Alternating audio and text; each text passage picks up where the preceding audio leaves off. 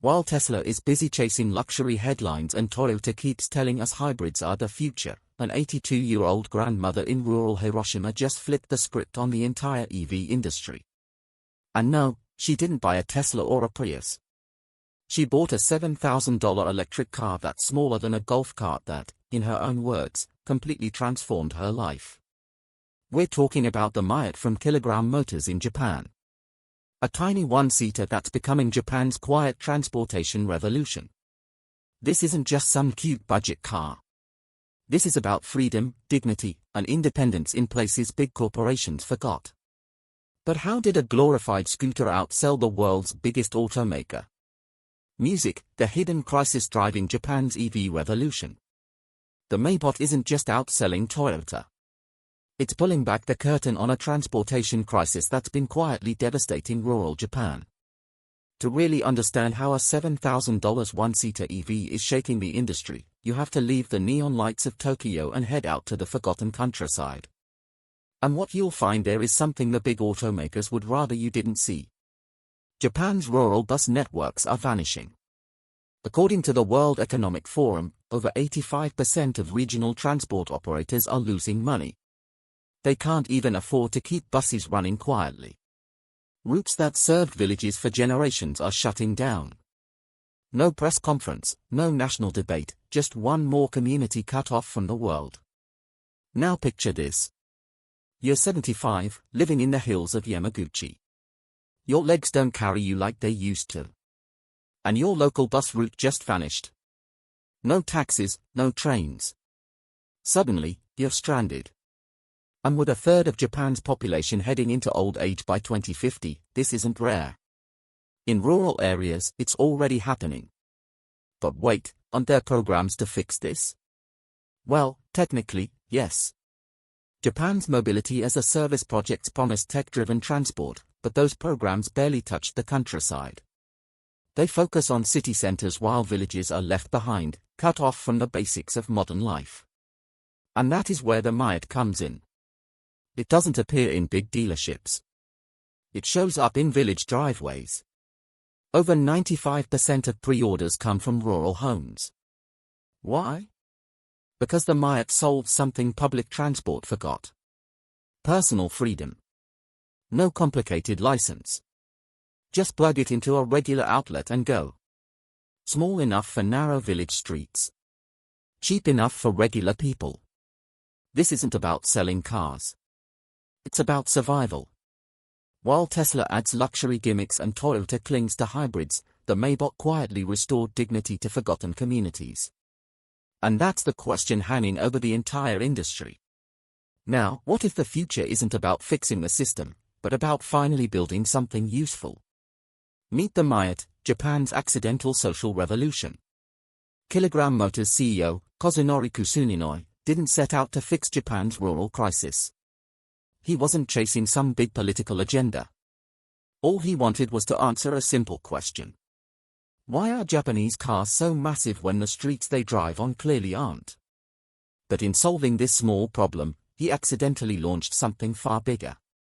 A $7,000 electric car that's not just outselling Toyota's EVs, but rewriting what mobility means in Japan. Kilogram Motors isn't a corporate powerhouse. It's a scrappy little startup built around one idea. Make cars that fit how people actually live. Kusuninoi, born and raised in Osaka, watched his family wrestle with narrow alleyways and impossibly tight parking spots.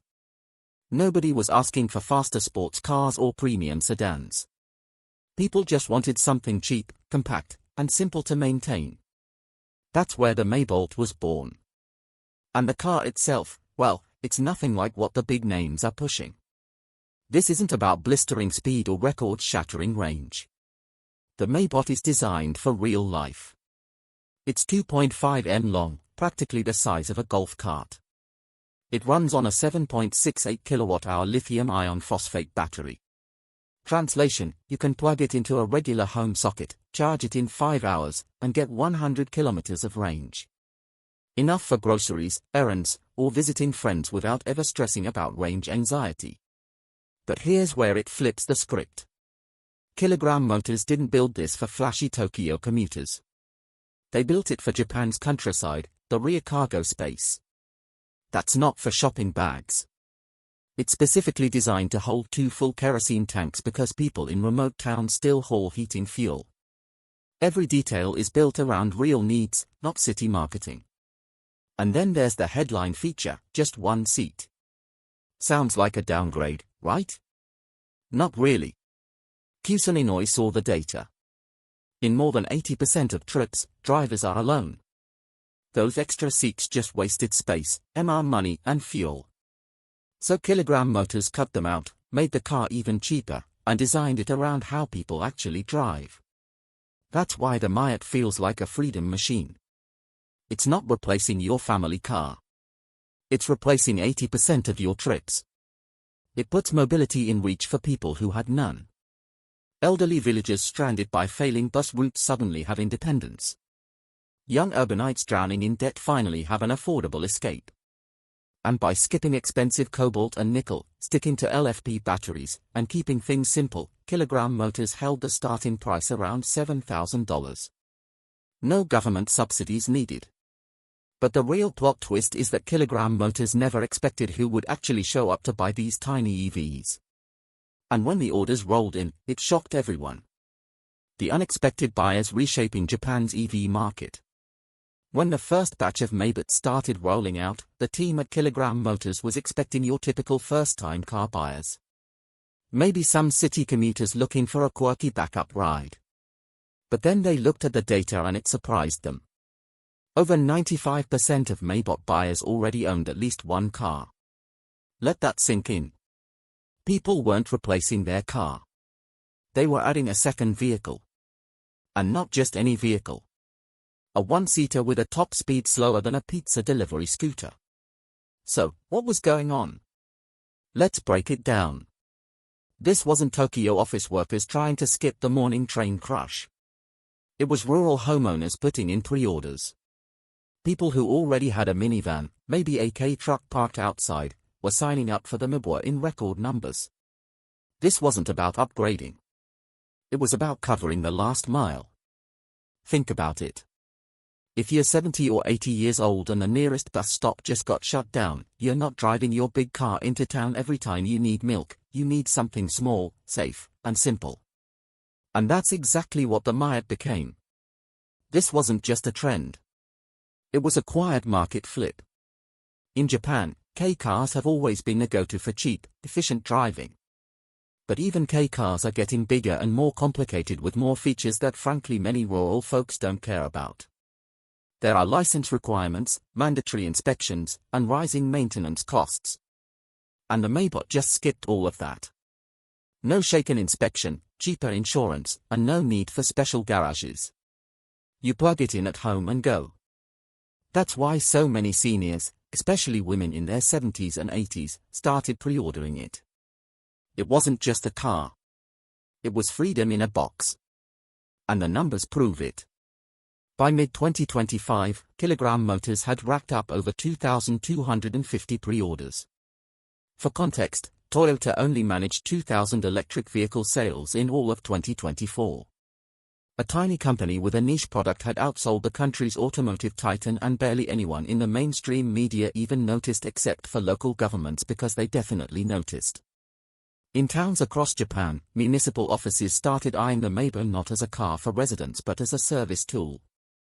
Senior centers began calculating costs to use Maybachs for quick errands, home visits, and meal deliveries. There was talk of replacing expensive transport shuttles with a fleet of Maybachs to give seniors back their mobility without burning through city budgets. And it didn't stop there. Delivery cooperatives in remote areas started asking questions, too. Postal workers, local grocers, anyone who spent their day doing dozens of short trips but didn't need the space or fuel costs of a full-size car began seeing the Maybach as a smart alternative. Postal delivery in the countryside is expensive and routes are shrinking. With a 100-kilometer range and home charging, Maybachs could cut fuel costs and extend delivery routes where it was becoming economically impossible to drive. And here's the kicker. In Japan, parking often costs more than the actual car. For many families, the Maybach became a way to avoid the hassle. It could fit in a garden shed or a corner of the driveway without worrying about renting extra space. In a country obsessed with maximizing every square meter, the smallest EV on the market suddenly made the most sense.